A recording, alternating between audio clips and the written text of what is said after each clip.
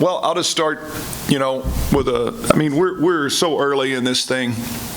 We're 4 or 5 days in. It's supposed to look rough. If it didn't look rough 4 or 5 days in, then we would wait till 4 or 5 days before we play to start this thing. So, a lot of stuff to get better at. As the coach in me, like I realize that the Lauren Matthews and the Paige Briggs and the Nadia Judenays at the end of the day are going to make, a huge impact on where we are. But the coach in me at this stage gets drawn to those young kids, and just helping them continue to grow and learn. I told myself today I was going to stay on that first side the entire time, and I lasted about 4 points. So I just love to train and teach, but I'm happy. I think it's evident that there's a lot of talent in there. We just got a long way to go. A lot of things to do to clean it up and get it back to a championship level. So, questions? I guess first of all, when exactly did you guys get started, and what's kind of been the process of getting back into things? With a team that made the Sweet 16. Yeah, we started. We did team meetings Sunday. What's today? Saturday. So it hasn't even been a week. Is that right? Sorry, I'm struggling with my days. So it was, just 6 days ago, 7 days ago, we had our meetings, and our first practice was on Monday. And, we've gone from there. It's a delicate balance right now because, we got things we got to get done, but we're trying to, because we just finished 2 months ago, because we have a veteran group, because I'm concerned about what their, health's going to look like down the road, what they're mentally going to look like down the road. I'm trying to find times to rest these kids both physically and mentally. And so, we've been in 2 days. We took a day off there in between. We're going to give them a day off tomorrow. We're just trying, at this early juncture, we're just trying to bring the whole group along instead of really polishing up, just a starting unit, if you will, right now. And so, and I'm pleased. I mean, we're there's no question we're a much deeper team than we were in the spring, a much deeper team. And so I'm excited about that. And one of my big focuses, to be honest, early here in these first few days is to put together a competitive second unit. Because if we can put together a competitive second unit, then we can get better in practice every day. So that's where I am at this early stage. Kind of going off of that, playing against yourself, that's going to be some of the best competition you guys see all year. I guess what did you see out there that you liked the most here today specifically? Yeah, the whole playing against yourself thing is hard on me because when I break down film, for every good thing that happened, there's probably an equal bad thing on the other side. There's a winner and a loser on every point, and both of them are my team. So that makes it difficult. That makes inter-squad scrimmages get old for me really quick because I don't like to be on the side that it doesn't go well for. But look, one of the things we've done very differently this year, what you noticed in set 1 of the first scrimmage is our starting unit was out there together. And that's very, very different than anything I've ever done in a preseason setting. You usually want it to be as balanced as you can. But again, there's the way I've chosen to go about this because we just finished up 2 months ago, because we're in the unique situation where we return everybody. The way I've chosen to go about this is instead of open competition, let's see who rises to the top. It's, okay, here's who we are. This is our team. Now work your way into that. And, we have some young players that I think are talented enough to impact our lineup right away and have grown enough and stuff like that, but they got to go out and do the work to do that. And so it's a little bit different mentality in that regard. And then, we always start with serve and pass stuff, trying to get better. I didn't love how we served the ball today. But, the usual suspects have been really good in the first 4 or 5 days, and it didn't necessarily show today, but Kaylin Jackson's had a great start. Lauren Matthews has had a great start. Paige Briggs has had a great start. Nadia is in probably the best place mentally that I've ever seen her. She's just really embracing these last 4 months of her career. And so we just got to put some pieces with it, and I think we can put a pretty good product out there. So, Coach, when you talk about depth, obviously keeping the whole team from last year and adding more players, what really drew you to players like Cali Bauer and players like Kennedy? What did you really see in them when you recruited them to come? Yeah, different things for different players. I will tell you this. my favorite player in today's scrimmage was Cali Bauer. I thought Cali Bauer was fantastic today, and that is a huge step. She came early. She was here in the spring but wasn't allowed to compete, and it was a real struggle for her because it wasn't what we thought it would be. We thought it would be an off season in the spring, and we would be able to train all spring. Well, it turned into an in season, and she was a kid that wasn't eligible to play, so she became kind of an afterthought every day, and so she didn't develop as much as she wanted. And but she's a kid. You know, a lot of these kids come in, they're pretty polished kids. Paige Briggs was a pretty polished kid the day she walked in the door. Nadia was a pretty polished kid. Cali Bauer is just scratching the surface, and some of the sets you see her make are jaw-droppingly good. There aren't a handful of setters in the country that can make them. She's just got to learn to make the simple ones over and over and over again. And she's got a great person to be in there with, two great people to be in there with every day, and Taylor Bebout and Nadia, two real vets. And I think she's going to grow and get better quickly, but this was a huge step forward for Cali Bauer today. You know, Kennedy Coyle, just a big physical kid. You know, she's not going to be ready tomorrow. It's going to take her a little time, but we knew returning everybody, we had time. So it was either, you know, I think that's the thing with this group is, you know, returning everybody, we knew we had some time to develop players. And I think Kennedy's going to develop in, you know, Kaylin Jackson's going to man that right side position, you know, and Kennedy can sit there and learn. She's our future right side, I think, here. You know, and then the other two are probably the two that are most ready to help us right away. You know, Katie Howard can really play this game. She does a lot of things. She's a young Paige Briggs type player. I'm not trying to put that on her to be Paige Briggs because those are big shoes, but she's a Paige Briggs type player in that she can do everything. She can pass, she can play defense, she's, you know, attacks the ball, does all those things, and you're seeing flashes of what she can do. But this is also a big jump for her at the same time, you know, to this level. And so, you know, it's just a matter of time. But I love who she is as a kid. And then Kelsey Branger is, again, I think the talent, from a talent standpoint, I think she's as good as anybody we have in our gym as a ball control player.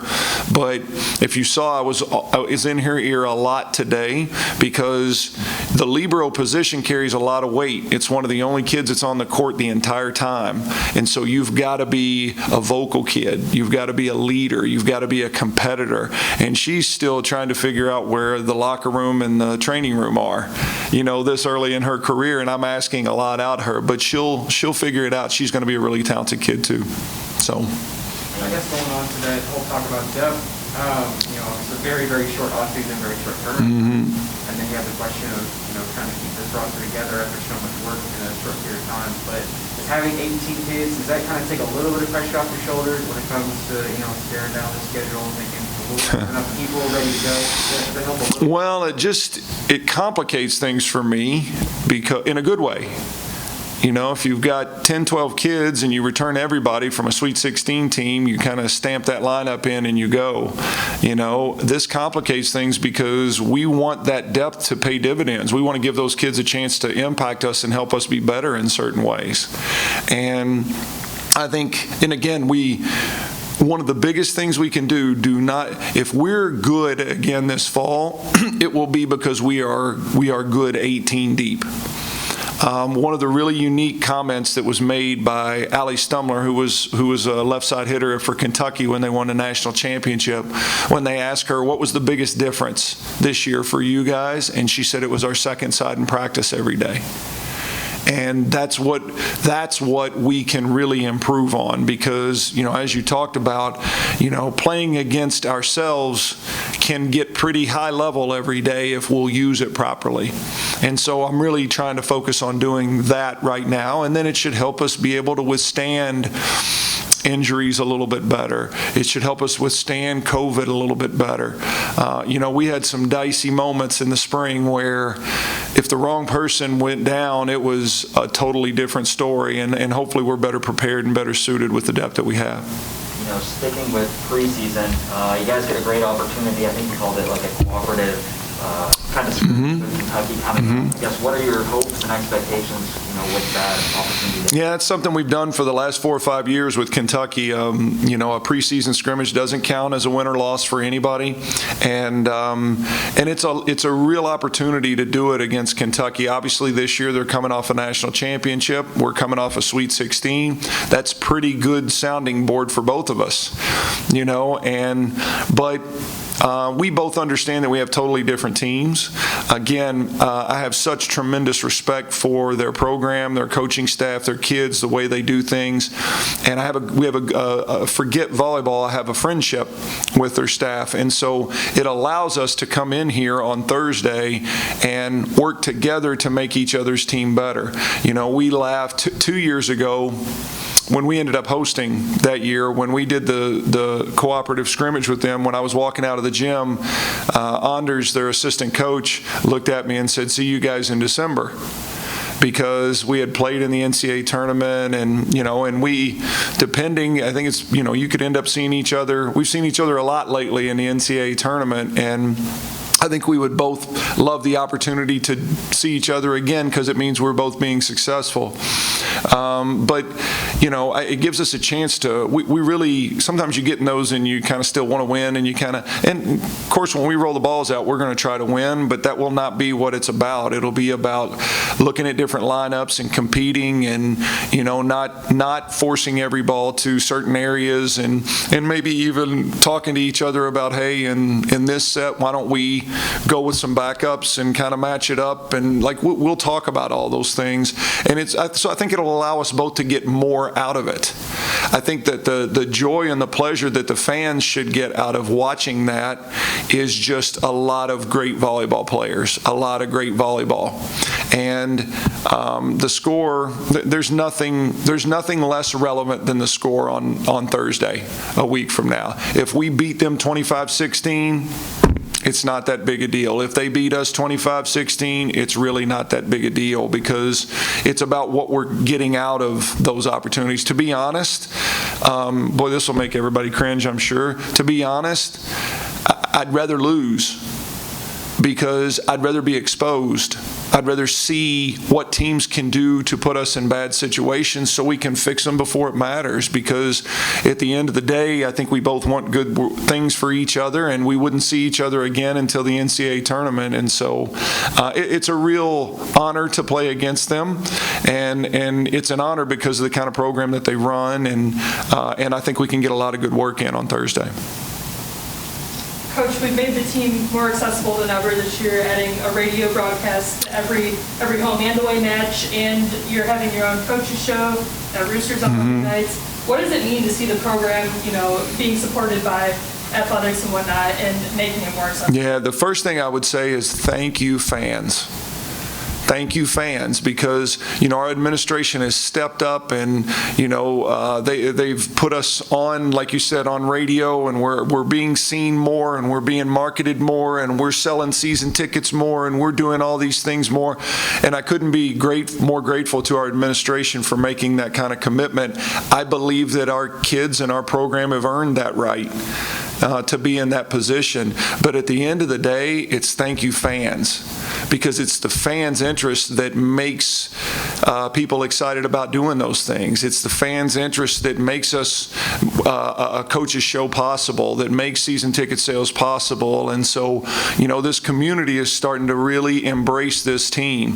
And that, if you want to know what's important to the guy that's been coaching in the same place for 26 years, that's what's important to me. That's my dream. It's not to add another zero to my paycheck or win another championship, or it's to walk away feeling like at some point that we built something that this community put their arms around and grew to love and became special, and then it's special for every kid that ever walks in the door and does it in the future. And so that's my wish. And we're doing it. It seems like everything we've done my whole career we've had to do the hard way, and now we're building this incredible momentum right in the middle of a pandemic. But we had over 5,000 people in here for a volleyball match 2 years ago, and we could not wait to start selling season tickets the next year. And then we were playing on Thursday afternoons at noon, socially distanced, and that was rough, but then we make that run to the Sweet 16, and this place goes crazy about it again from their homes, and they're interested in radio broadcasts, and they're interested in simulcasts, and they're interested in coaches' shows, and so thank you to the fan base for showing that interest, and please keep coming. If there's nothing that means more to me than for people to stop me and thank me for helping build something special here, but I've been here for 26 years. The special part of it is what's going on in this community right now. And what would your message be to fans? We're just over 2.5 weeks out from our home opener. What's your message to them about, getting tickets and coming to see this team? Yeah, I used to say we were the best kept secret, in Bowling Green. Just come once and you'll come back. But at this point, I think the secret's out. I hear people talking about volleyball in Bowling Green. I have people coming up and stopping me in the grocery store. I think the secret's out. And so let's just build from that. Bring a friend and, come and let's do something crazy here. Let's fill this place every night. Let's get people excited about coming in here and putting an atmosphere on the floor that makes it impossible to come to Diddle Arena and get wins. And I just don't think you walk away from a WKU volleyball match not feeling like you got your bang for your buck. These kids play hard. They play for each other. They play for those letters on their chest. And I think you'll get what you're coming to get when you come to Diddle Arena and watch us play volleyball. Do you guys have anything else? Awesome. Thank you, guys. Appreciate you.